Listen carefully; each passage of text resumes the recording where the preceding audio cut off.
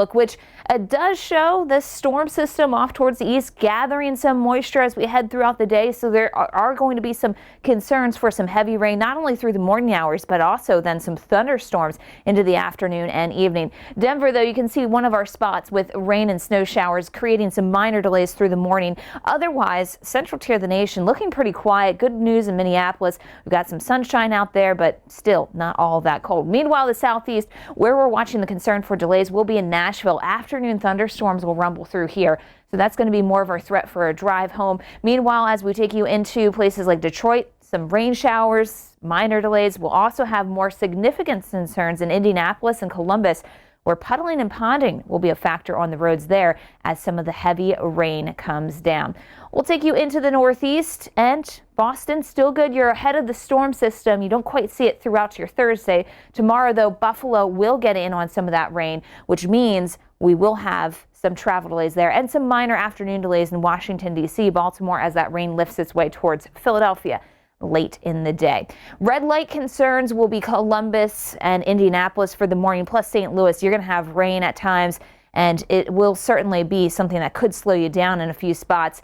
Flight cancellations for this, we typically find flight cancellations somewhere between 50 to 100 on a fairly typical winter day. And you can see Friday we're at 90, 80 for a lot of the weekend. So flight cancellations not a huge factor, at least according to weather. Of course, anytime, anywhere, they can have some other issues with the airlines, but weather-wise, we should be smooth sailing for the next 5 days with flights. We are talking a bit of rain in the southern U.S. as that wet weather skirts its way through Arkansas and Tennessee, and even a few rumbles of thunder are possible in a place like Nashville as we head through the day. But as you work your way off towards the west, milder, drier conditions are found. That's not to say, though, that it doesn't cool off a little. Dallas, we were exceptionally warm throughout Wednesday. Thursday, we're headed into the upper 70s and lower 70s for Friday, which might seem cool by the scale we have here, but that's still well above historical average in the 60s this time of year. Meanwhile, we take you throughout the week, and it's not only Dallas that finds some of these changing numbers. Del Rio from 90 on Thursday back to the upper 70s on Friday. By Saturday, though, we return to the 80s, so it's a back and forth game. And Houston, we go to the mid-70s for Friday before trending upward again Saturday and beyond.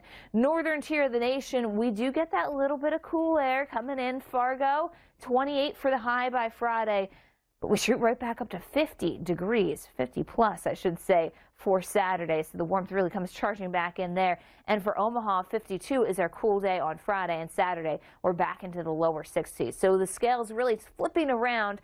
International Falls, though, the icebox of the nation, just has not had the cold weather. 13 days so far this year of near or below zero, or I should say at or below zero for high temperatures.